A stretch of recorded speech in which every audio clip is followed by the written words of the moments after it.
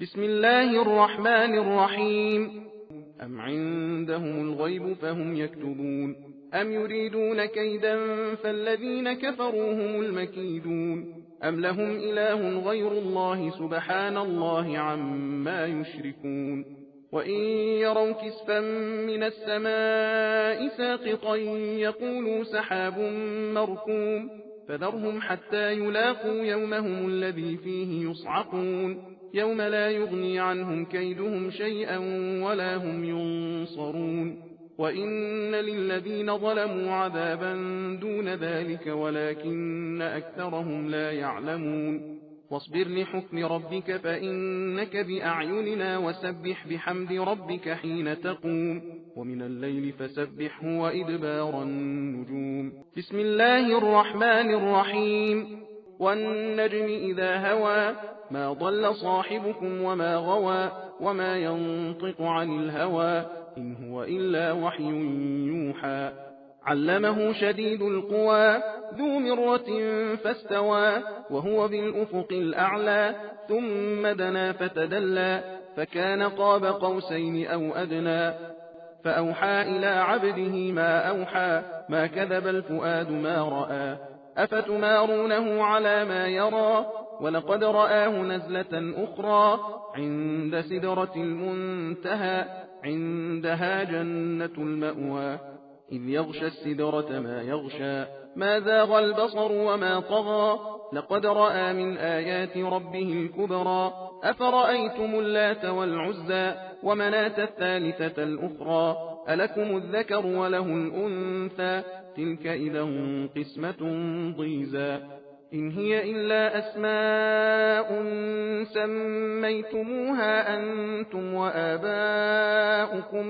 ما أنزل الله بها من سلطان إن يتبعون إلا الظن وما تهوى الأنفس ولقد جاءهم من ربهم الهدى أم للإنسان ما تمنى فلله الآخرة والأولى وكم من ملك في السماوات لا تغني شفاعتهم شيئا إلا من بعد أن يأذن الله لمن يشاء ويرضى إن الذين لا يؤمنون بالآخرة ليسمون الملائكة تسمية الأنثى وما لهم به من علم إن يتبعون إلا الظن وإن الظن لا يغني من الحق شيئا فأعرض عن من تولى عن ذكرنا ولم يرد إلا الحياة الدنيا ذلك مبلغهم من العلم إن ربك هو أعلم بمن ضل عن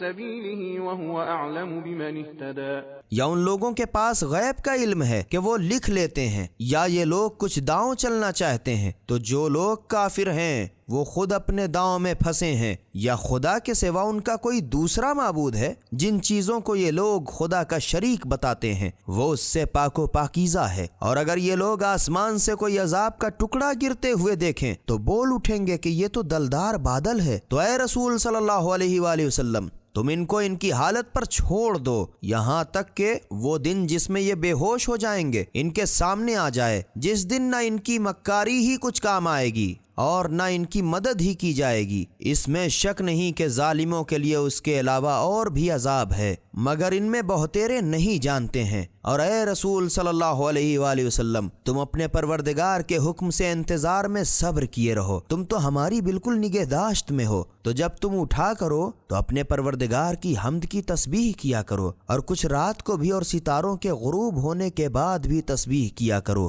खुदा के नाम से शुरू करता हूँ जो बड़ा मेहरबान निहायत रहम वाला है। तारे की कसम जब टूटा कि तुम्हारे रफीक मोहम्मद सल्लल्लाहु अलैहि वसल्लम न गुमराह हुए और न बहके, और वो तो अपनी नफसानी ख्वाहिश से कुछ बोलते ही नहीं, ये तो बस वही है जो भेजी जाती है। उनको निहायत ताकतवर फरिश्ते जिब्राइल ने तालीम दी है जो बड़ा जबरदस्त है। और जब ये आसमान के ऊंचे शर्की किनारे पर था तो वो अपनी असली सूरत में सीधा खड़ा हुआ, फिर तो करीब हुआ اور آگے بڑھا۔ پھر جبرائیل علیہ السلام اور محمد صلی اللہ علیہ وآلہ وسلم میں 2 کمان کا فاصلہ رہ گیا، بلکہ اس سے بھی قریب تھا۔ خدا نے اپنے بندے کی طرف جو وحی بھیجی سو بھیجی، تو جو کچھ انہوں نے دیکھا ان کے دل نے جھوٹ نہ جانا۔ تو کیا وہ رسول صلی اللہ علیہ وآلہ وسلم جو کچھ دیکھتا ہے تم لوگ اس میں سے جھگڑتے ہو؟ اور انہوں نے تو اس جبرائیل کو ایک بار شب معراج اور دیکھا ہے، سدرۃ المنتہا کے نزدیک، اسی کے پاس تو رہنے کی بہشت ہے۔